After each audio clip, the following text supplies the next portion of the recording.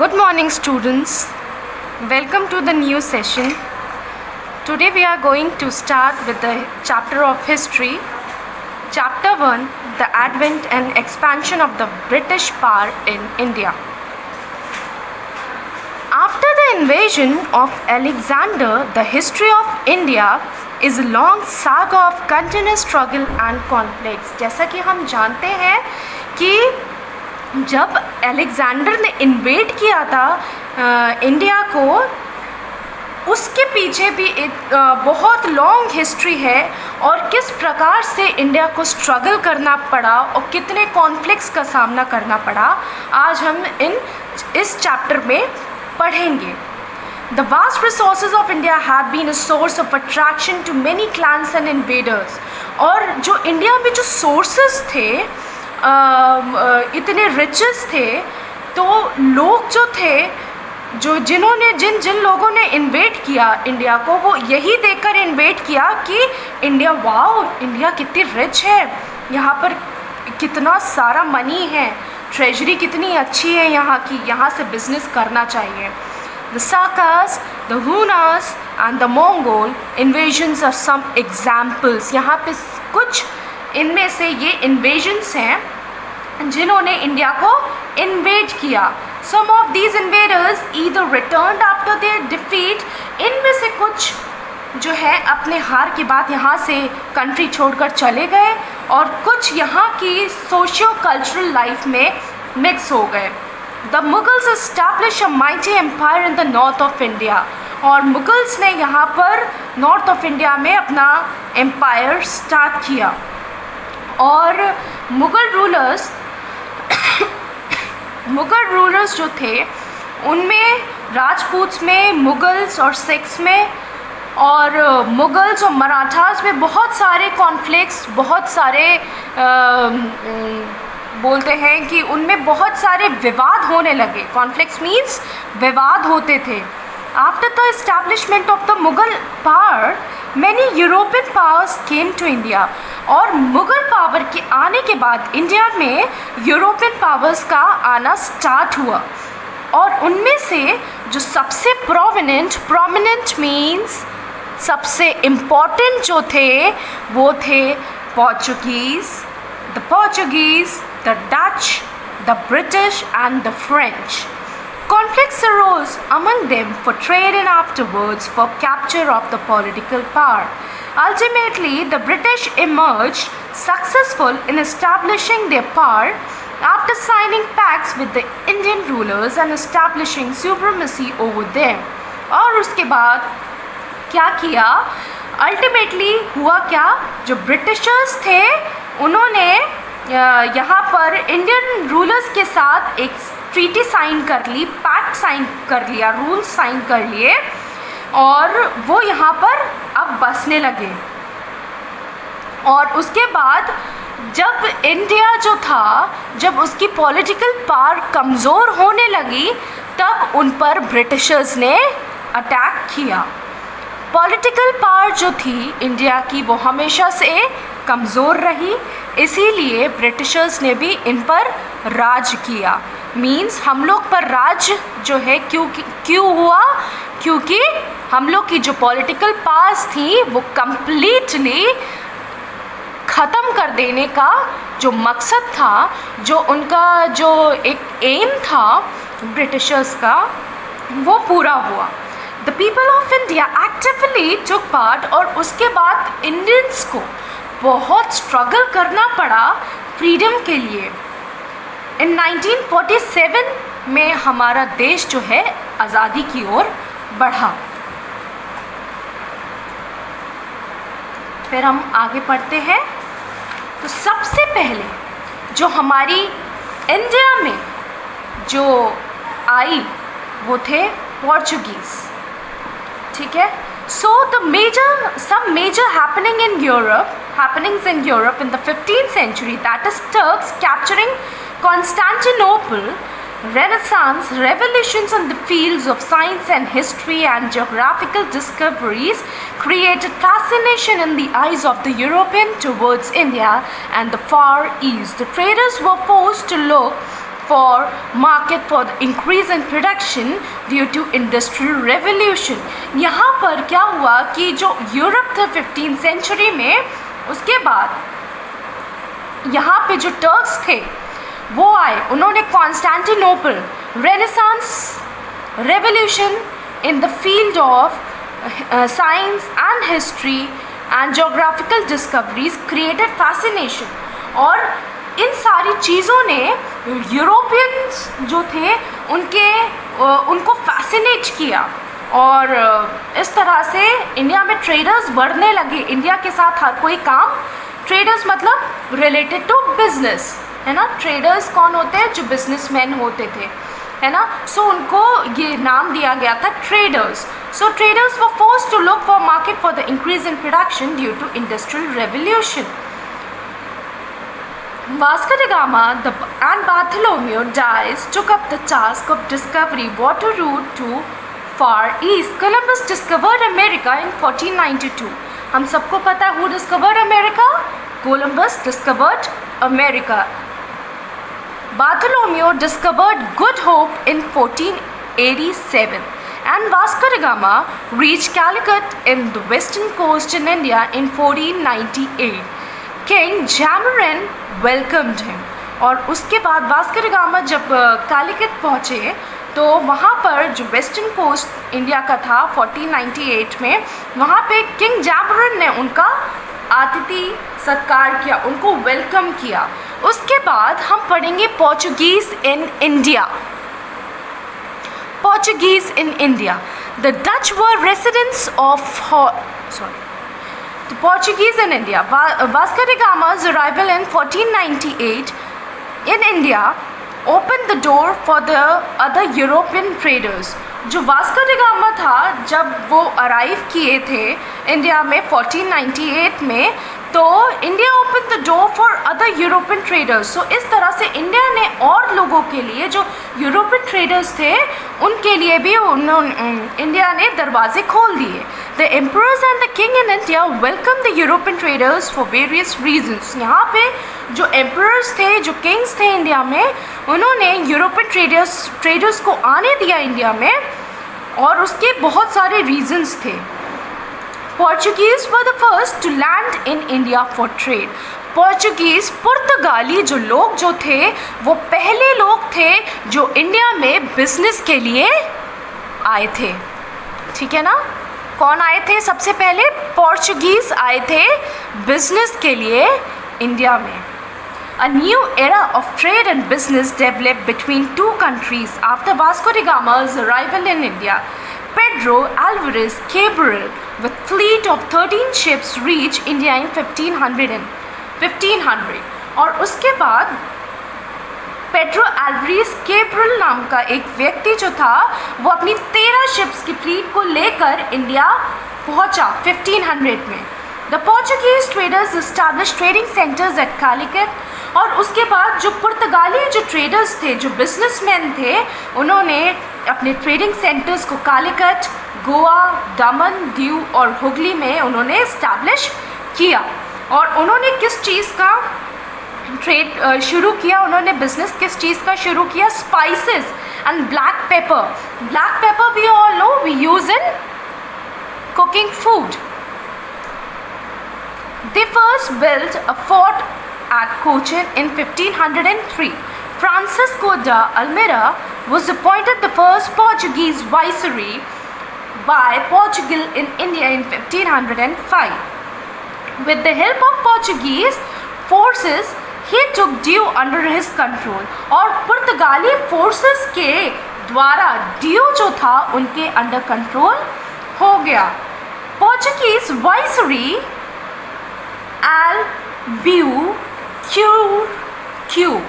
Albuquerque snatched, इसको कैसे पढ़ेंगे? Albuquerque snatched Goa from Yusuf Adil Shah, ruler of Bijapur in 1509, and thus Portuguese slowly occupied their hold on Daman, Salsette Basin, Mumbai, Hooghly and Saint Tom. In this way, Portuguese traders by 1515 have not only the sole control over Indian trade but they also started ruling over the coastal areas after annexing it. उन्होंने वहाँ पर rule करना शुरू किया और उन्होंने सबसे ज़्यादा अपना होल्ड जो है, उन्होंने अपना पावर्स की सुप्रीमेसी दिखानी शुरू सबसे ज़्यादा कहाँ पर की? Daman, Salsette, Bassein, Mumbai, Hugli and saint Thome. So सबसे पहले ये आपके लिए होमवर्क है। सबसे पहले इंडिया में बिजनेस करने के लिए कौन आया था? उसके बाद सेकंड टाइम कौन आया था? सो अब हम पढ़ेंगे Dutch in India. Dutch people कौन होते हैं? जो हॉलैंड कंट्री में रहते हैं, ठीक है। The Dutch were residents of Holland. The Dutch East India Company was formed in 1602 in Holland for trading with India. जो डच थे, जो डच के लोग थे, जो डच पीपल थे, वो हॉलैंड में रहते थे और उन्होंने डच ईस्ट इंडिया कंपनी नाम से हॉलैंड में एक कंपनी शुरू की, जिसको उनने इंटरमिंगल किससे किया? इंडिया से। और इंडिया में भी उन्होंने आकर जो है अपनी पावर्स को दिखाना शुरू किया। In order to establish control over trade in India, conflicts arose between Dutch and the Portuguese. जब दोनों बराबर के लोग होते हैं, दोनों के पास पावर्स जो है ज़्यादा होती हैं, so Portuguese were also rich and Dutch people they were also rich. तो हुआ क्या ultimately they both had conflicts between them, ठीक है। और in order to establish control over trade in India, और अब जो डच लोग थे वो भी पूरा क्या करना मांग रहे थे? इंडिया के जो ट्रेड था, जो बिजनेस था, उसको क्या करना चाह रहे थे? पूरी तरह से उसको कंट्रोल में लेना चाह रहे थे। बहुत सारे कॉन्फ्लिक्ट्स बीच में आने लगे, Dutch and the Portuguese, in which the Portuguese were defeated. So इस तरह से डच उन पर भारी पड़े, पोर्चुगीज़ पर, और वो हरा दिए गए। Soon after Dutch establish trading houses in Coromandel coast, Gujarat, Bengal, Bihar and Orissa. Their first factory came up at Machilipatnam, और जो सबसे पहले उन्होंने अपनी फैक्ट्री जो सेटअप करी डच लोगों ने, वो था Machilipatnam. The Dutch traded chiefly in spices, और ये जनरली किस में ट्रेड करते थे, किस में बिजनेस करते थे? Spices, Indigo, raw silk, lead, rice and opium. यहाँ पर इंडिगो, इंडिगो क्या होता है? जो नील होती है। Raw silk, lead, rice and opium. The main Dutch factory was at Pulicat where they minted gold coins. और उसके बाद डच लोगों ने मिंट कॉइन को बनाया, गोल्ड कॉइन्स बनाए, जिसको नाम उन्होंने क्या दिया? पगोड़ा। क्या नाम दिया? Pagoda. Dutch introduced gold coins as currency in India, known as pagoda. The entry of British East India Company proved to be fatal blow to the Dutch company in India. English and Dutch fought a battle at Bedara in 1759 in which Dutch were defeated. So इस तरह से सबसे पहले Portuguese आए और Portuguese के बाद कौन आए? डच आए, और उसके बाद उन पर डच लोगों पे कौन भारी पड़ा? English people. English and the Dutch fought a battle, और इंग्लिश और डच लोगों ने लड़ाई करी, बैटल फाउट करी इन दोनों ने। इनके बीच में युद्ध हुआ बेदारा में 1759 में, जिसमें कि डच जो थे वो क्या हो गए? उन्होंने they lost their forces and they trade received the major setback, और उनके बिजनेस पे इसका बहुत ज़्यादा नुकसान हुआ, बहुत अफेक्ट पड़ा। Slowly the influence of the Dutch East India company came to an end. So जब ब्रिटिशर्स आए, British people are the people who are living in England, Portuguese are the people who are from Portugal, Portugali. Now we'll study the English in India. Like other European nations, English were also keen to have trade relations with India.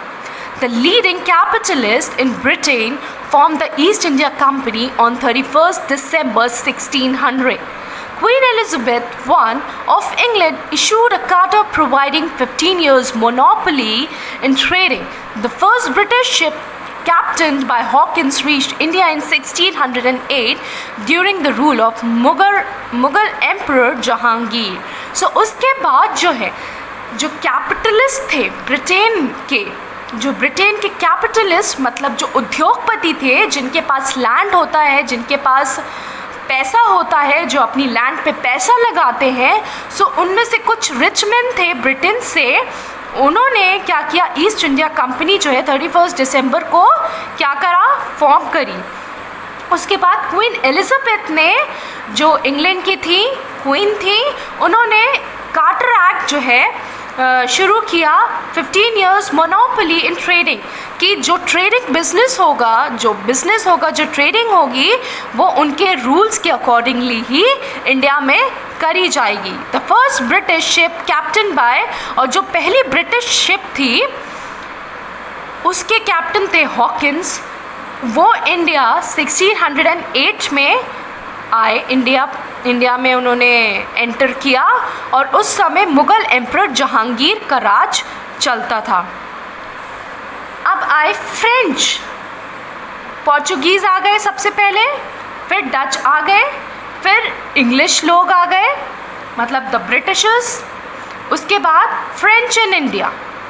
The Indo-Oriental Company was formed in 1664 in France for trading with India.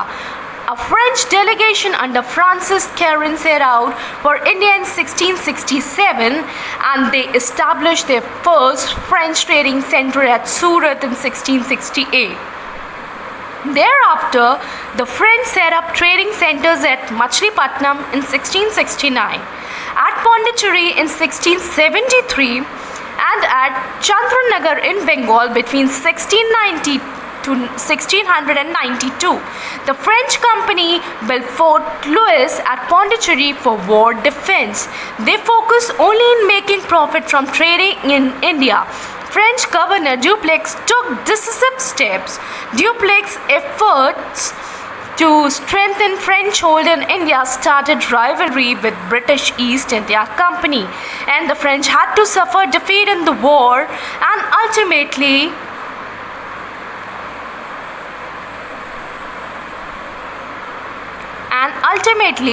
they started packing up from India. So इस तरह से उन्होंने क्या करा, France जो था trading purposes के लिए इंडिया में आया, और उसके बाद फ्रांसिस कैरन वो इंडिया में आए, and they establish there first French trading centre, और उन्होंने अपना ट्रेडिंग सेंटर सूरत में, जो सबसे पहला ट्रेडिंग सेंटर था वो सूरत में इस्टेब्लिश उन्होंने किया, और उसके बाद फिर मछलीपट्टनम में इस्टेब्लिश किया 1669 में, उसके बाद फिर पौंडीचेरी में 1673 में, फिर चंद्रनगर बंगाल में बिटवीन 1690 to 1692 फ्रेंच कंपनी. और उसके बाद फ्रेंच कंपनी ने क्या किया, बिल्ड किया एक फोर्ट जिसका नाम था फोर्ट लुइस, जो कि पौंडीचेरी में उन्होंने बिल्ड किया था फॉर वॉर डिफेंस, ताकि कोई भी अगर उनके ऊपर कोई भी उनके ऊपर कोई भी अटैक करता है तो वो वहाँ से उसको रोक सकें. They focus only in making profit from trading in India, और वो केवल फोकस कर रहे थे कि किस प्रकार से हम इंडिया में बिजनेस कर सकें और किस तरह से हम अपनी ताकत को इंडिया में बढ़ा सके. सो इसको देखकर जो ब्रिटिश ईस्ट इंडिया कंपनी थी उसको भी बहुत गुस्सा आया. तो उसके बाद दोनों जन जो थे उनमें राइवलरी हो गई. राइवलरी मीन्स उनमें दुश्मनी हो गई. और उसके बाद फ्रेंच को क्या करना पड़ा, उनको इस वॉर का सामना करना पड़ा. और उसके बाद जो है वॉर के बाद अंग्रेज़ों ने उनको हरा दिया. और अब हम नेक्स्ट चैप्टर में नेक्स्ट बार जब हम वीडियो बनाएंगे तो हम आगे उसमें पढ़ेंगे decline of the Mughal empire and the consolidation of the British power in India.